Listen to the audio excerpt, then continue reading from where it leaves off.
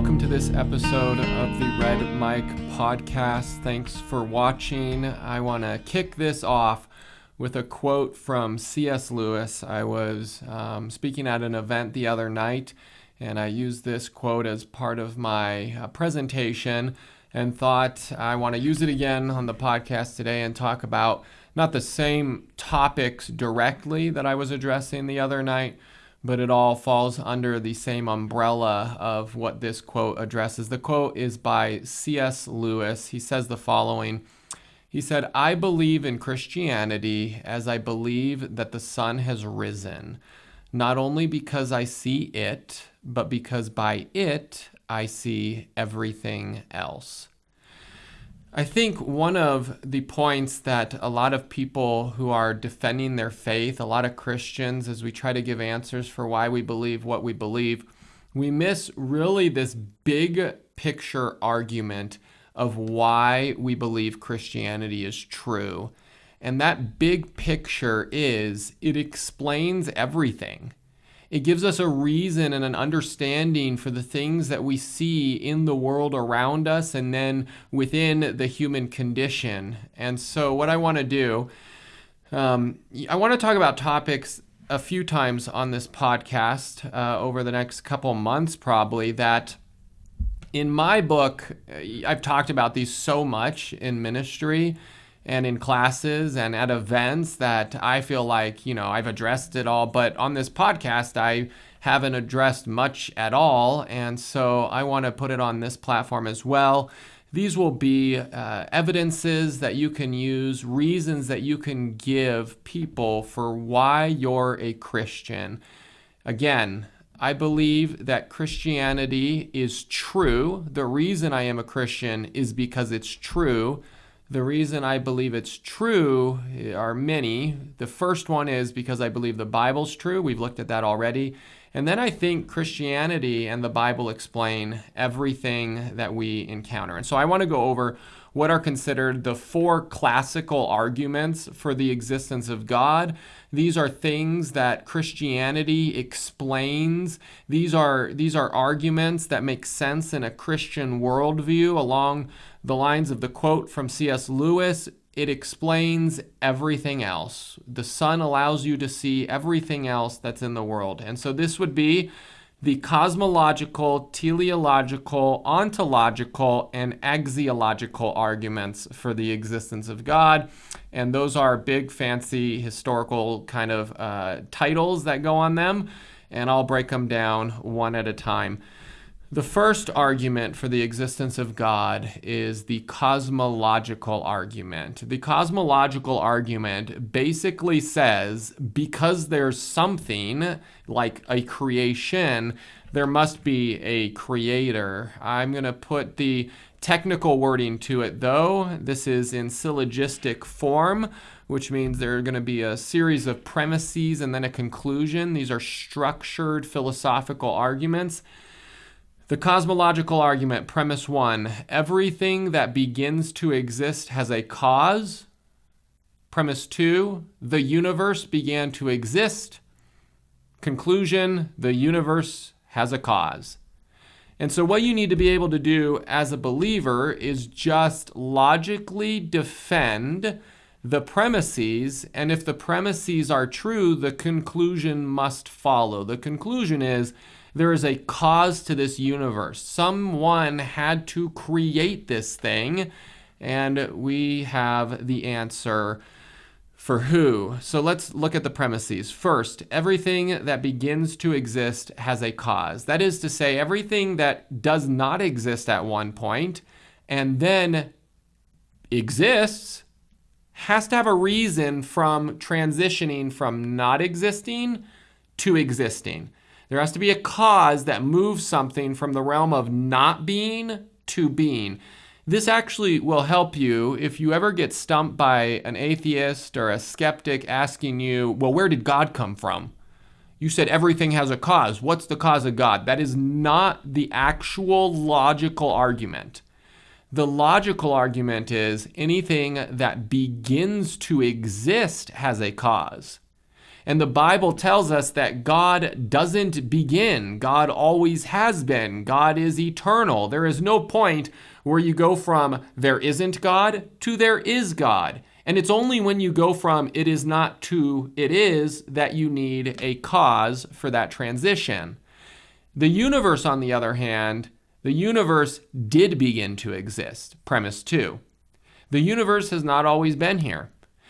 Now, historically, you go back in time, in history, people thought the universe had always been here. People thought that matter was eternal.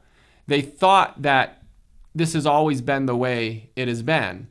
And it wasn't till about 100 years ago when people started to realize the universe has not always been here. Now, Christians knew it all along and have been teaching it for thousands of years, but just mainstream science has come along and understood that the universe has not always existed. The universe at some point started. The universe began. Now, you can call it several different things. We're going to set that aside, but the laws of thermodynamics is one evidence that the universe had a starting point. When you look at the total amount of usable energy in the universe, it is decreasing, which means if the universe has infinitely existed, because it's a finite size and there's a finite amount of energy, a limited amount of energy, you can't pour out of a bottle for eternity past. Which means if we still have energy, it hasn't been going forever or we would be out by now. And so science has shown us the universe began to exist. And if the universe began to exist and everything that begins to exist has a cause, that means the universe must have a cause. Now, when you look at what this cause must be, when you look at, well, what could be this cause? It needs to be something that is outside of time, because time is a dimension of the universe. Time can be manipulated. It can be dilation is what they call it, time dilation. Your relative velocity and your relative gravity can actually affect the flow of time. Gravity is very much involved with time. Velocity is involved with time. And time is just an element. It's a dimension of the universe. And so whatever creates the universe, which includes time, must be outside of time. It must be powerful enough to create everything. The universe is not a small thing, and so whatever creates has to be powerful. And then whatever creates has to be personal. An impersonal force doesn't make sense of the universe because forces just do whatever they're programmed to do. Gravity doesn't think about when it's going to pull things down to Earth. It just pulls things down to Earth, which means if there's a force that just creates the universe, and this force has been there for eternity, then the universe should have been created eternally in the past. But we know the universe hasn't been around forever because, as we just said, for example, the amount of usable energy has not run out. What this points to is there is a decision in when the universe was made. It hasn't always existed. A person decided to create it at one point, and that person is the one who is outside of time. And when you need an all-powerful, timeless, eternal person, God is literally the only thing that fits the bill. Next, there is the teleological argument for the existence of God. This is the argument from design. This is the argument that when you look at the universe, there is so much design. If you watched an earlier episode, I don't remember which one it is, but if you watched an earlier episode when I was answering questions, the one questions Christians can't answer, that episode, they tried to use the teleological argument against Christians. They said if God exists, why is the universe so complex? Couldn't God make it simpler? It was the dumbest argument. It actually might be the dumbest actual argument I've heard against the Christian faith, because what they tried to do is take one of the four classical arguments for God and flip it against Christians, and it made no sense. The design in the universe shows us that there's a designer. The complexity in the universe shows us that there is a mind behind it, and that mind is focused on and interested in humans. Because the entire universe seems to have been created for mankind to be able to exist specifically on planet Earth. And that's called the anthropic principle, the human principle. Everything seems to revolve around humans in the design of the universe, which makes sense if there's a personal God who designs it and humans are made, as he says in his word, in his image. The teleological argument, premise 1, fine-tuning and complexity imply a designer. Premise 2, the universe is finely tuned for life and complex. Conclusion, therefore, the universe has a designer. You can look at the large-scale structure of the universe. You can look at the constants that govern the universe and how finely tuned they are. You can look at planet Earth, how it's the right distance from the sun, or it has a moon. Believe it or not, life doesn't work on planet Earth without the moon. There's not enough oxygen. The oceans become toxic without the moon to create the tide system. So you have a lot of things that go into life even being able to exist in this universe, specifically on planet Earth. And it becomes somewhat absurd to say, we just got lucky. We just kind of got lucky that it all worked out. And it's the teleological argument that actually was the foundation and the motivation for the atheist to think of maybe there's an infinite number of universes. And that's where multiverse theory came from. They said maybe there's an infinite number of universes because if there's an infinite number of universes, eventually one of them will get everything correct for humans. Because it's embarrassing to say there's no purpose and then find out it's infinitely unlikely that everything lined up the way it is for life to exist on planet Earth. And so that's actually the only reason for believing in a multiverse is you need it in order to get away from the clear evidence that there's a designer and a creator to this world. You'll remember, though, under the cosmological argument, that the cause of the universe has to be personal, which is something a multiverse is not. The next argument is the ontological argument. I was debating whether or not I would even do the ontological argument here because the ontological argument feels like a trick.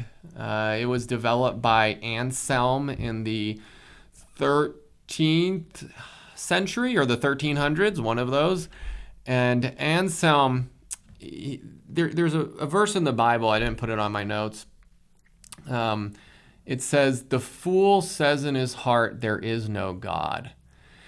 And Anselm thought that there's something about the very nature and being of God that made it so it is a foolish thing to claim he doesn't exist. And he developed what is called the ontological argument. The ontological argument has been revamped. It's been modified. It's been updated a few times. If memory serves, Descartes has a version of the ontological argument. It's not too popular. And then more modernly, Alvin Plantinga, he has a version called the modal ontological argument for the existence of God. So I encourage you to look up his work as well. I'm going to read you the argument from Anselm. I'm going to read you kind of the thought process originally that was developed by Anselm and try to at least explain what the argument is, even though the argument is a little bit complex. So if this doesn't make sense, join the club. But logically speaking, we have a syllogistic argument. And if the premises are true from a syllogistic deductive argument, which is what it is, the conclusion must follow. So even if the premises seem strange, even if the premises seem like they shouldn't make the conclusion the case, it's still the case. It's a logically sound argument. In philosophy class, when I was 10, 15 years ago in college, the professor, who was not a Christian, he pointed out that the ontological argument, the problem with it is it works. The problem is it's hard to refute because it's logically sound. And I actually did a debate on the ontological argument back in a philosophy club. They invited me to do a debate on this.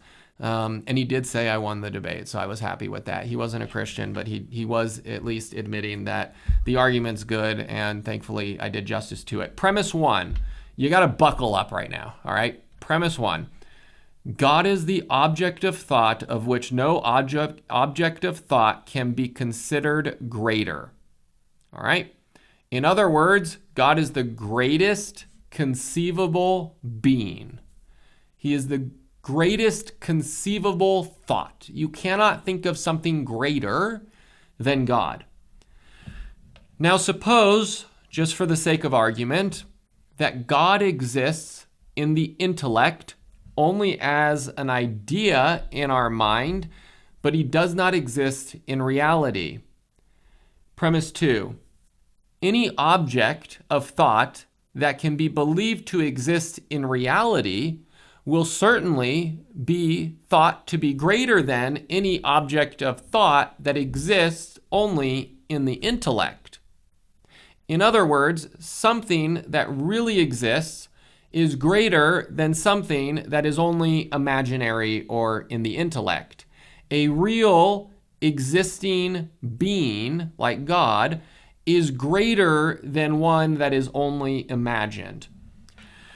Premise three, it cannot be doubted that God can be thought to exist in reality, not only in the intellect. We can clearly conceive of God existing in the real world. Premise four and conclusion, therefore, if we suppose that God exists only in the intellect, then we could imagine something greater, namely, that same God existing both in mind and in reality, but that would mean there's something greater than the greatest conceivable being, which is a contradiction. So we must abandon the idea that God exists only in the mind. He must exist in reality. That's the long way. Let me give you the short way. God is the greatest thought object possible.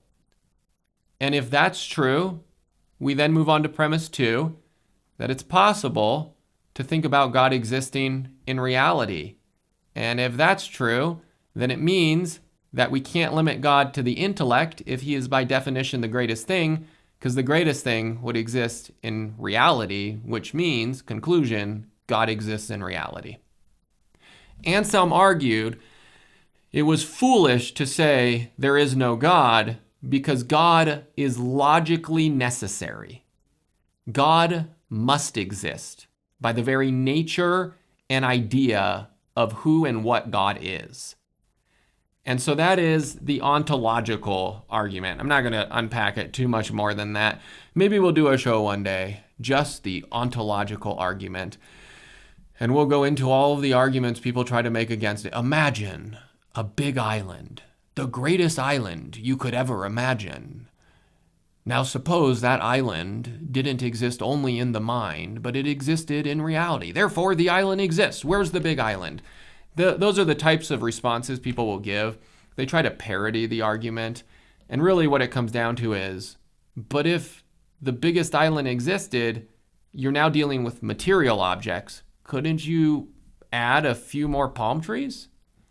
Couldn't you make it a little bigger? Obviously, it's not consuming all space because we're not on it. And so there are problems trying to parallel material objects to what we're saying about God, who is a spirit and exists beyond and in a greater way than anything in the material world. Maybe one day we'll do a show on it. Maybe not. We'll see. Next, the axiological argument. This is the final one of the kind of four classical ones. This is the moral argument. Axiological, just a fancy term. This is the moral argument for the existence of God. So let me read the technical argument. Premise one, if God does not exist, objective moral values do not exist. Premise two, objective moral values do exist. Conclusion, therefore, God exists. This argument says this: you cannot get things that are objectively right and wrong without God. That's premise one. You cannot say that certain behaviors are universally, in all places, throughout all time, right or wrong, without a moral lawgiver, a moral law maker who is himself eternal, has always been, and is never changing. You need God in order to have absolute morality. And you can't say there's some other, law of the universe, because morality is always affecting and related to persons. Morality in the effect is always regarding persons, which means in the cause there must be personhood as well, which is why you can't say in the same way we have the law of gravity, we could have the laws of morality, because it's personal here. Gravity is not personal. Gravity don't care if you fall down or you stand. I might care. I do care. Why do I care? Because you're a person. But what you don't care about is when two rocks hit each other and crumble. You actually don't even care. You might care in a way, but it's not morally an issue when the lion eats the zebra. They are alive, but they're not persons in the sense of morality. The only time you care is when the lion then goes and eats the person. Now we have a problem here. When the person kills the person, now we have murder. So we have morality.